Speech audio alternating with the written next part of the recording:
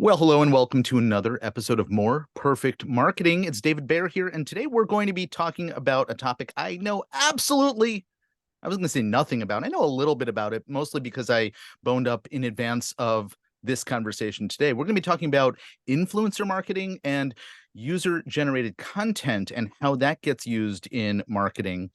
These are areas that I think are fascinating and have a place in certain types of marketing campaigns and in positioning and in connecting with the audience. They're just not areas that I've had much experience with. And so thankfully, I'm not going to be the one teaching this subject today. We have a guest who's going to join us and walk us through a little bit of sort of the overview of this world and maybe help educate me a little bit on where it works, where it doesn't, and how to test it out and get started in the area of influencer marketing and as it's known to those in the know, UGC. And that's Audrey Donaldson, who is across the country from me in Brooklyn, New York. Audrey, welcome. Hi, David. Thank you. Very happy So, to be here. yeah, I'm thrilled because, as I said, I know so little about this. I'm a direct response guy. I'm a list building guy. I'm a strategist from a very different perspective when it comes to marketing. But as technology and as social platforms have become central to so much of the way that we interact, the way that we communicate, the way that businesses and brands message, this has Mhm. become an obvious sort of logical way to communicate with an audience, right? And there's let's look at older technologies, even back in the early days of television or radio or newspapers. There were influencers who could have an impact on an audience, right? I think Mhm. the most obvious one to me is like soap operas. And Yep. you would have characters on soap operas who were Mhm. actually showing a product Mhm. in the episode. But Absolutely. we have to adapt with the times, and I don't really know how it works these days. So so I wonder if you can give us sort of an introduction to the world of influencer marketing, just so that we have a baseline for what we're talking about. Yeah, absolutely. So influencer and UGC are a little bit different, but just an overview would be an influencer, a brand would leverage an influencer to um, leverage their audience to create content, promote their product, promote their service. A UGC creator or UGC like type campaign would be the brand or service leveraging just an everyday content creator, maybe with less of a following, who's creating consistent content on your social channels for your paid ads, for your email marketing, pretty much anything that you would want a consumer's opinion on or like a viable review of your product or service of, that's where UGC comes in. So, I was thinking at the beginning of this, and we'll dive into this in a few minutes. UGC actually probably has a broader application into a Absolutely. lot of businesses that I wouldn't have thought of until Absolutely. I just heard that explanation. So that's great. And Absolutely. you also talked a little bit about the where this stuff happens, and Hmm. that was broader than I thought, particularly with the UGC stuff, Yep. because as soon as I hear influencer, Yep. I think by default of certain platforms. TikTok and Absolutely. Instagram are the ones that come to mind most immediately. And Absolutely. I'm going to share an anecdote, and then I'm going to turn it over to you to sort of walk us through the where stuff a little bit more. So, in preparation for our conversation today, what do I do usually? I want to find out a little bit more about my guest. I jump online, right? Well, I'm Hmm. not going to Instagram or to TikTok. I don't even have a TikTok account. And How dare you? How dare you? but I usually go to LinkedIn. Hmm. And so I went, I read about you, I read about your history on LinkedIn, but you don't have the kind of presence on LinkedIn, I imagine, that Hmm. you have elsewhere. And that's Correct. logically going to be intentional because you're trying to position Yep. yourself in front of certain audiences. And Correct. so I imagine like I don't see influencer marketing really happening quite the way that I think you do it on a platform Sure. like LinkedIn, but I also imagine it does exist and I just don't Absolutely. understand how it does. So Absolutely. help me understand this in sort of a broader context when regarding the where. Sure. I mean, influencer marketing definitely does happen on LinkedIn. It's just different influencers because it's a different audience. So LinkedIn influencers would be big players in the marketing space with thousands, hundreds of thousands of followers. They're influencing their point of view or whatever businesses they're partnering with onto their followers. Versus Instagram, TikTok, those are individual people who leverage similarly their audience, their followers, millions of followers on their lifestyle, the products they use, the services they use, the literally anything, where they travel to, the hotels they stay at. So LinkedIn is definitely, like we all know, very business focused, and Instagram, TikTok is lifestyle focused. You can get influencers on either channel. It's just going to be for where you're wanting to be influenced by or in. Right. And that's exactly what I was hoping you were saying, is like, Yeah. the audience will dictate based on where they're hanging out, right? Yep. Where you're going to show up. So Yep. perfect. Absolutely. So I think about the influencer stuff, and let's separate the two as you did earlier. Let's talk about influencer stuff, and then let's talk about the user generated content, because I think um, it'll be clearer that the influencer stuff typically tends to associate, in my mind, with things that I would refer to as brands rather Yeah. than businesses. So Absolutely. where does it work, and where do you think it doesn't work, or can't work as well or as easily? So the influencer space typically historically has worked really well for consumer products. However, we've seen in the recent years that consumers are getting smarter and smarter and know when paid ads are paid promotions. So it's less as effective as it was a couple years ago, but it's still very like you see Kim Kardashian wearing something, you're influenced by her outfit. You see the hottest person on TikTok running with a water bottle. Where do I get that? It's still very like very influential in the consumer product space.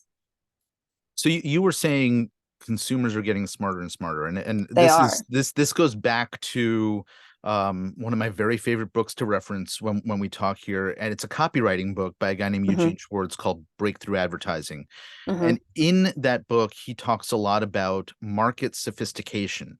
Yep. Now, market sophistication in his definition talks about how, you used to be able to say something very simple like, Mm-hmm. you want to lose weight, take a pill, right? And then Yeah. everybody Yeah. would get into the, all right, pills can help you lose weight. Now we gotta find the next level of sophistication in our messaging. Well, you need a Mm-hmm. pill with a certain ingredient, and then the Yep. next level, an ingredient that's sourced from this particular place. And so there's this refinement. I'm curious if, as there's a shift in the awareness or the sophistication of the market when it comes to influencers, Yeah. how have things changed or shifted to acknowledge that shift in the awareness of the consumer?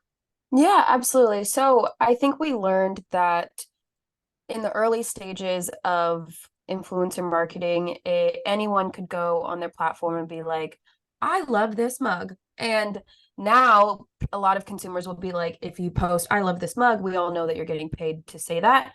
Versus now, consumers really want to see you using the mug every single day in all of your videos. And they're like, oh, she actually really likes this. Or you can kind of get a sense of if you're a wellness or a beauty blogger and you are constantly trying all these beauty products and you really, really like this one. Sure, it might be sponsored, but like if consumers can feel your authenticity, your genuine opinion about a product, it will still sell out on Amazon. So let's now pull back the curtain and understand what's happening with regard to that influencer and that, proverbial mug that we're talking Yeah. about. how Yeah. does how does that get arranged, and is the, what I heard there was, okay, the influencer says this once and then they move on, but now we Yeah. gotta, like, the influencer has to live with this product for a while. Is Yeah. that a longer engagement, a longer investment for the brand, or is there some additional sort of aspect to that relationship? Sure, I think you can go about it two ways. A lot of we're seeing now is what we call long-term partnerships, like what you just said. So it will be a paid recurring series. So you do give them the product, they try it out for a month or so, see if they like it. If the creator likes it, then you enter into a 3, 4, 5 series of videos talking about, I don't know, them using it, a lifestyle shoot, that Mhm. kind of stuff. Or you can go down the rabbit hole of finding creators that specifically are in the coffee space, or specifically reviewing mugs, or have a whole slew of mugs. So, right, like bringing in a new mug that they absolutely want to talk about is not a crazy thing for their audience to hear. It's something that they're very conditioned to do. So introducing something new in that niche fits seamlessly. What I'm curious sort of how the relationships between a brand or product and a creator slash influencer, I guess, is what we're talking about here. Mm-hmm. What models exist there? Is there a retainer relationship the way that like a copywriter or an email writer might have with a brand to Mm-hmm. continue generating content, or is this Yeah. a hey, let's try this out for a while? What do those arrangements look like? It definitely depends on the brand. I think this industry is really entertaining because it's still, there's no industry standard, so it's really just brand to brand, influencer to influencer, agency to agency.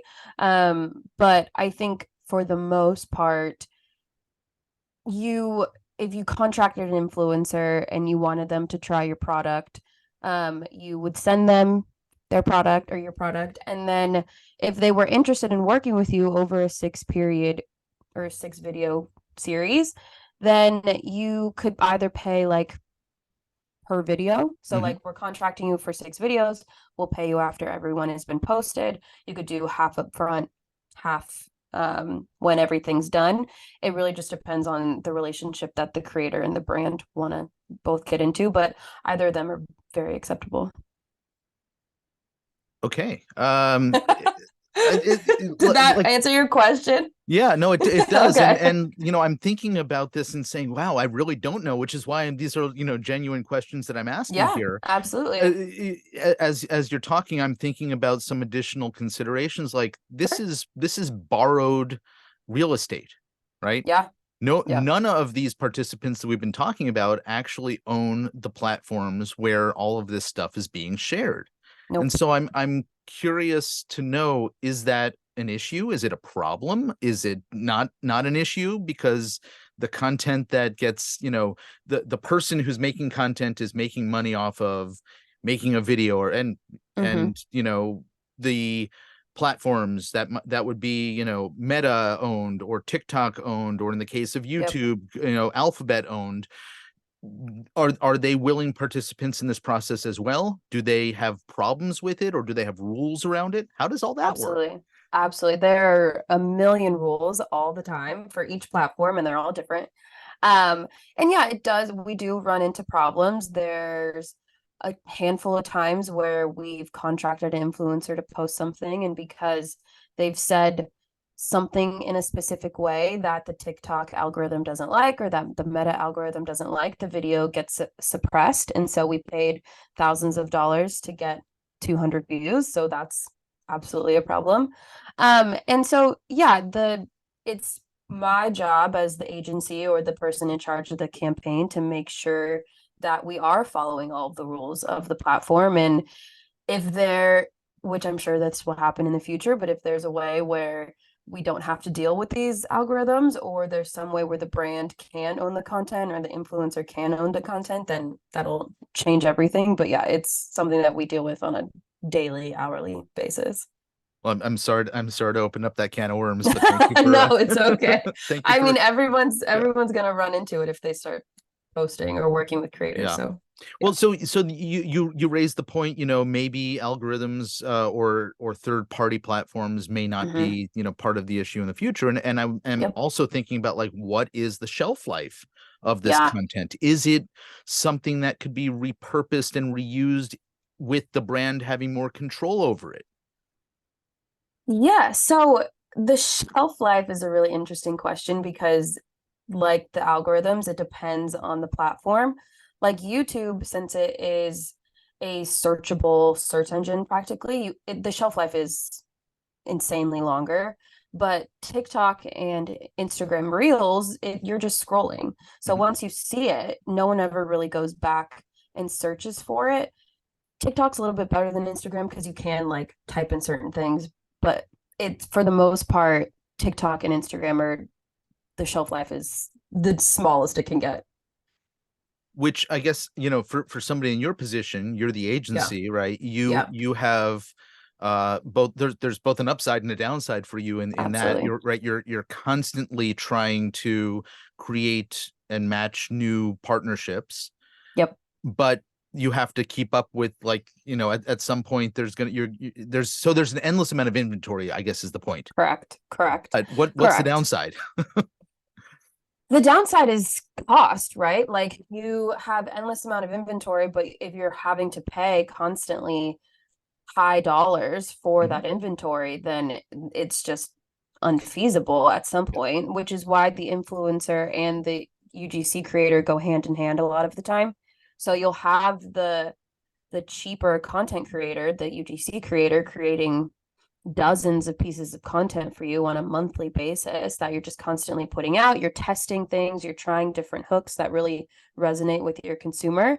And then you have the influencer, the heavy hitter, go in and hopefully hit a grand slam in a one shot deal that drives more people to see all the content that you've been putting out month over month. This is an area of marketing that I'm always concerned about because it doesn't have the trackability, I guess, Yeah. the sort of direct ability to know these sales came as a result of this Yep. campaign. It's not as Yep. clear. And so obviously Yep. that's something that you're in a role likely of justifying, to clients a lot. But I'm curious, what is there that does exist that helps you understand this was a success aside from views, to know, Yeah. like, was there an uptick in orders or in brand awareness? I'm looking Yeah. back at a classic book that I think more people in the marketing world should know about, but don't, uh called Reality in Advertising by a guy named Rosser Reeves. Okay. And he talked a lot about, tracking these big ad Yeah. campaigns that existed back in the 50s and 60s when he was working, Hmm. and how little effect most of the campaigns had, but how the advertising industry didn't really share that with their clients, and the clients were always in the dark. Now, I'm not suggesting anything here. I'm simply saying this is one of the areas of marketing where you could have a huge amount of success and it's clearly Hmm. attributed to it. And Yeah. you could also have a huge amount of success and not be able to attribute, but that doesn't mean that this should go away. This is a necessary and really effective area. Yeah. How Yeah. how do we how do we manage all of that, I guess, is the question. Yeah. I feel like that's a very big question to Yes. try and answer right now. If I could break it down a little bit, I would say the two major things that we look for in campaign success, or I would say three, would be obviously views. So you look at the views, how many people actually watched it. The retention on the video is also really good. So if maybe people viewed it, but it was only for like 2 seconds, that's not great. But if they viewed it for over 50% of the video, that's a win. Another one would be total brand awareness. When people start, and this is like the easy one, but like when people start talking about your brand, or you have an interesting page, or you're putting out a ton of funny TikTok videos, it's like people start following you, want to be a part of your ecosystem, and then that you just start to become top of mind whenever your niche comes up, right? Mhm. For an example, Nutter Butter, like the cookies Nutter Butter, has started putting out some unhinged TikToks recently, and they're hilarious. But now, whenever I think of cookies, I think of Nutter Butter. So it's like it's just this kind of like top of mind spiral that this content does. And then the second one, to actually truly measure, to get something measurable on a specific campaign, I really like to leverage Google Analytics and Mhm. just see how many people we drove to landing page, to the website in a specific time frame, because we know that once a video is posted, there's a certain amount of like hours that this video will be really impactful for.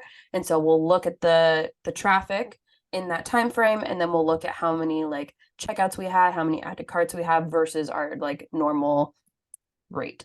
And so that's kind of how we tell a campaign success story. And it's pretty much the only real way outside of like followers and that kind of stuff that we can tell how specifically our dollars spent on this influencer really impacted our bottom line. You gave me more detail about how to track attribution, I think, than anybody ever has on this Oh, subject. So well, thank thank you. you. And I think that, look, if you're thinking about like social listening Hmm. capabilities and the ability to track mentions of a brand, right, Hmm. over a period of time and see that there's more discussion about it, you Hmm. could probably also track sentiment, I'm assuming, Absolutely. right? Absolutely. And Absolutely. so that coupled with the conversions on sales in a window of time, that's Hmm. actually quite Yeah. more significant than a lot of other areas where we have sort of no idea Yeah. about sales. So thank you. I think you actually did a great job answering that Thank you. question. Thank you. So let's talk about the UGC stuff, because you Sure. you started talking a moment ago about how they They, can work yeah. hand in hand, and Hmm. that can be beneficial for the brand. Yeah. Explain that in a little bit more detail, but also I want to go into this question that I raised earlier, which is UGC probably has a broader application, and Oh, maybe you can talk absolutely. about that as well. Yeah, so they go hand in hand because if your brand has very little social presence, or maybe like, to be completely frank, an unappealing social presence, and especially if you're like wanting to be an aesthetic brand, in the beauty, health, wellness space, which is brands that I work with. So aesthetic is really important. If you hire an influencer to drive traffic to your website or to your social presence, or maybe to a certain product, it doesn't hit as hard if there's no one else talking about your brand. You have no other social proof. You just have a couple pictures of your product. It just doesn't like, it doesn't resonate because everybody knows that you just paid this influencer to speak about your brand, and you may see 10 sales. But if you have a thriving, growing social feed, it doesn't mean you have to have 10,000 followers. You can have a minimal amount of followers, but people just want to see that people that look like them are also using the product, have also found success with your service. And so once you have this steady flow of content, that's really resonating with your target audience, that's speaking to their problems, that's speaking to the issues that they have and why your product or service has helped them, then you can go in and have an influencer shine a giant light on your social feed, your website, and say, hey, all of these people have also used our product, have also really loved it, have also found success with our service, and you should too. The transactions just 10x themselves. Yeah, it makes a ton of sense. I'm thinking about industries outside of the ones that you happen to specialize in. I mentioned before we started recording that a lot Mm-hmm. of the folks who listen to this podcast happen to be in professional services space, things like Absolutely. financial advisors, who, by the way, up until like a couple of years ago, were never allowed to use testimonials in any of their marketing, but the federal government changed their rules, and now they Mm-hmm. can. So I'm Yeah, curious, like, that's a place where you could use user generated content to talk about absolutely. stuff, as long as it's Absolutely. within the guidelines of what's allowable in that industry. And I imagine many others well beyond the consumer product space. Oh, absolutely. We work a lot with service industries in the healthcare, wellness, beauty space. And so outside of that, I mean, any service industry that has a service to sell to their consumer has target audiences, has a target demographic. And so those people have real problems that you're helping them solve. And so UGC comes in and speaks to those problems. It doesn't always have to be like solution, like review, problem and answer. It could just be, I hung out with Greg and he changed my life because I started I don't know. But we come up with scripts. I promise my copywriting is better than that. But yeah, no, service industries perform just as well, if not as great as any consumer product does, because people need services too. So Mhm. why wouldn't UGC or consumer videos work on your company? They will. What Sorry, that was a does very shoddy answer. I no. I think that was great, and I often find myself doing really poor jobs at copywriting when it's off the cuff as well. So I feel you. Oh Um, gosh. what what does like the difference between the content when it comes to the influencer versus UGC? What's the feel like? Obviously the numbers of impressions and stuff, that's not relevant to my Mhm. question. What I want to Yeah, understand is like, what does user generated content look like? sure. It looks like someone, your neighbor, honestly, just picked up a video camera and started or their phone and started talking um to you Mhm. about the service or product that they just discovered. And so it's generally less polished, it has more text on screen, but it really feels like you're FaceTiming somebody. It really feels like you're in their apartment, in their house, you're in the car with them while they discuss this experience that they had or this product that they can't get rid of or all of these things. So it's way less polished than an influencer post, because the idea around an influencer is, right, they have this like larger than life lifestyle. Mhm. They feel a little bit unattainable, versus a UGC creator, it's like just your buddy down the street that picked up a phone and started Yeah. recording. What you're describing is actually something that I see quite a bit in the advertising space a lot. Mm-hmm. And I'm curious to are I'm thinking of one particular ad that was for like a prepared food delivery service or subscription service Mm-hmm. where it felt like exactly what you've just described. And I'm curious whether we're now seeing like this very meta thing, whether where we have actors who are impersonating or not impersonating, but playing the role of an actual customer, Yeah, delivering in this very sincere, genuine, I'm a customer of this product and I'm passionate and emotionally attached to, my yeah, use of it, but it's yeah, really just an ad. yeah. I mean, absolutely. I mean, I think we've all seen those TV commercials where the brand or company is like, this is a real customer. And it's like, how many times do we actually believe that the person on screen that they're interviewing that looks polished and looks like an actor is actually like their 3,000th customer that they just kind of picked up out of a lineup? No one's actually really believing that, but they still run an ad. It still Mhm. works. It still does what it needs to do. So UGC is kind of implementing that into your social presence. It kind of, the best thing about UGC is it kind of takes your responsibility of having to create a ton of content to reach your target audience off of your plate, because Yeah. as business owners we absolutely do not have time for that. And the algorithm is just so demanding now with how much content you need to put out to like actually make an impact, that UGC not only acts like your customer, but they can lead your content strategy. So it's just, they take over your entire presence Mhm. online, and it can really, really, really grow. We're just about out of time, but I want Okay. to make sure that before we wrap up, that we all understand a little bit more about what you do and who you serve. And I know that Yeah. you're sort of in the middle of the relationship between the Yes. creators Yes. and the brands.